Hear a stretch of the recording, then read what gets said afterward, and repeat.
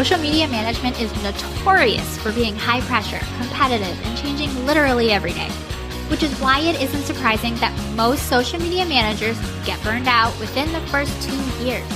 So how do you keep going? How do you stay up with the latest updates, protect your mental health, and build a successful social media management business that supports your lifestyle goals? Whether that's working from home with your kiddos or jet setting around the world, that's what this show is all about. Welcome to Social Media Manager Confidential. I'm Shantae Gorman, founder of a 6-figure social media management agency and mentor to social media managers. And I'm here to dish on the ins and outs of the social media management world without any of the gatekeeping that can come along with it. You'll learn, you'll laugh, and you'll leave each episode inspired. Let's dive into today's episode.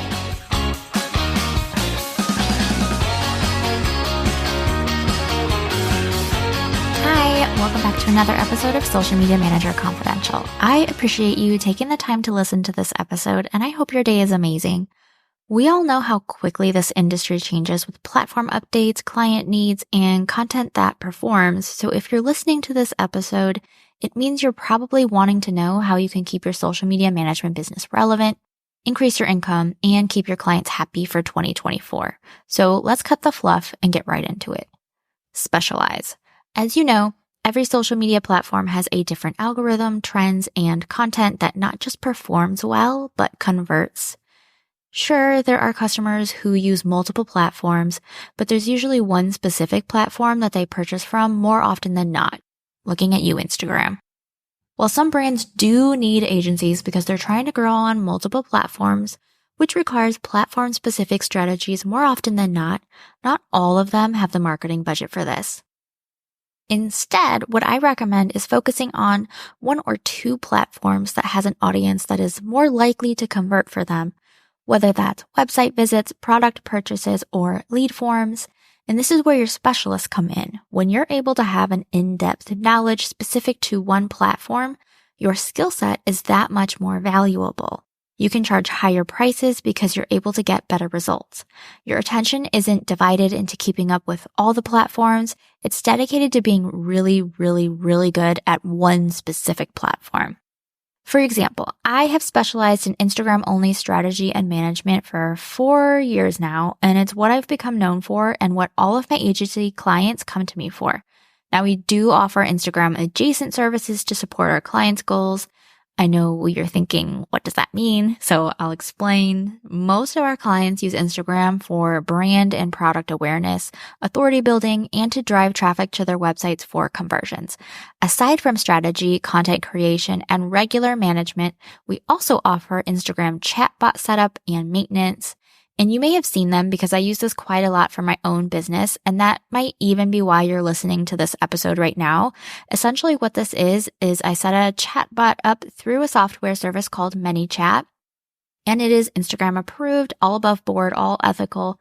So whenever someone comments or messages me with a specific code word that I set up, it triggers the bot to either respond to their comment or DM them with like a preset message, or you can have it do both. Usually I have both going. So not only is the link to my podcast or shop or classes getting sent directly to someone's inbox, they're also having their comment get responded to automatically from a series of pre-provided responses that I've set up. And this also helps boost engagement on my post. And this is what I've been using to not just increase my engagement, but also drive traffic to my website and increase signups for my lead magnets, which are freebies that people can provide their email address to download. This is such a valuable software that I've been offering to my clients who have also seen a lot of success and growth with it.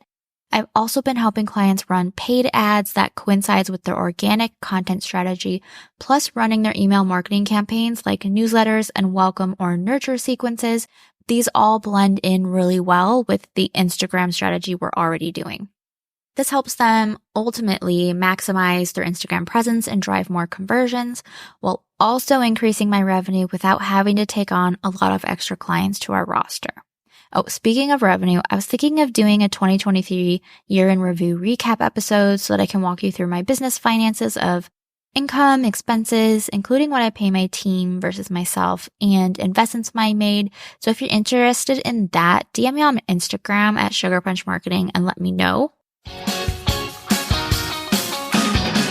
Want to dive even deeper into these topics and more like it? I'm talking finding high-paying clients, creating packages that sell, advanced marketing strategies, content creation, metrics and insights, portfolios, launching your business, and even how to become a social media manager. I have a full program suite of 8 self-study courses for you so that you can build and grow a profitable social media management business, have consistent income, work with dream clients, and scale without getting hit with burnout. Plus, I've done a lot of the hard work for you. You'll get templates, scripts, and so much more. Learn more about the Social Media Manager Incubator Program Suite by visiting my website. Details and links are in the show notes for you. The next thing you need to do is set limits. So I did a post in September that over 3,000 people responded to about how Sprout Social did a study about 6 months ago.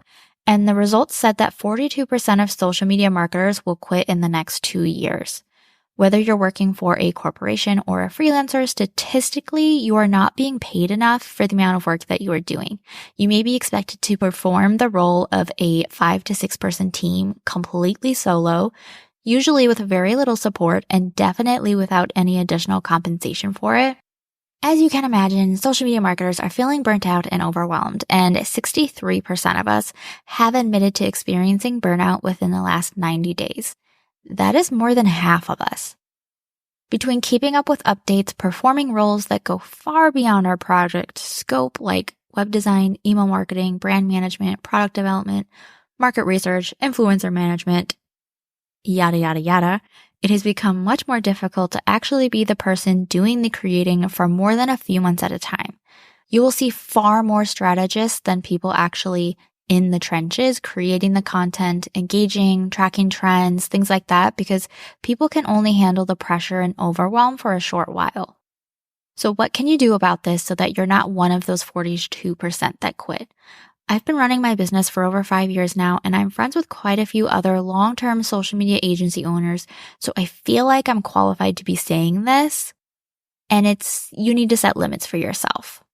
Whether that's how many clients you take onto your roster before you start hiring help, how many hours you spend working every day, I highly recommend taking the weekends off if possible, having clients only contact you during business hours through email or Slack, requiring a post to be finalized and approved at least 24 hours before it's scheduled to go out, having clients stick to deadlines, implementing late payment or approval policies, setting up regular out-of-office hours or times that your clients are aware of, firing clients who are red flags or turning down projects altogether, reducing the number of meetings you're in.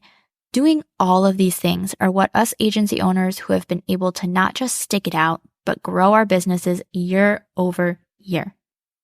Here's where I'll admit that these are also called boundaries, but I feel like that term has become so overused that it just kind of lacks the same oomph or meaning than it used to. So we're going with limits.